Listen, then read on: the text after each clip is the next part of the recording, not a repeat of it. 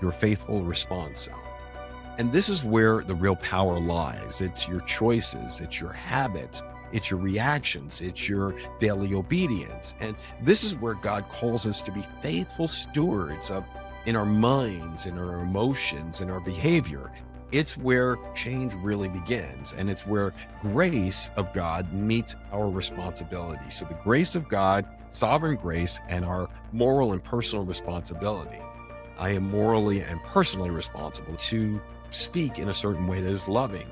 I need to speak to others in a godly way. I need to pray in life. If I don't pray, I'm not honoring God there. I need to be praying. I need to respond in a certain way when criticized. That's so important. And I need to allow myself to think about things that are honoring of God, not to allow myself to go down sinful paths in my thinking.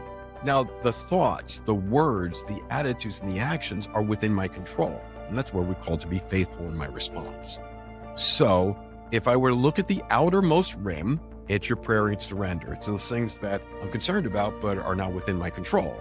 Then the innermost circle is my ministry of presence and example. And that is where I do have some influence in somebody's life or in that situation, but I don't have ultimate influence in their lives because I can't control that.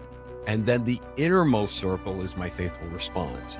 That is where the choices lie, my habits, and the way I think, the way I speak, and the way I act. And if I were to think about it from the outer in,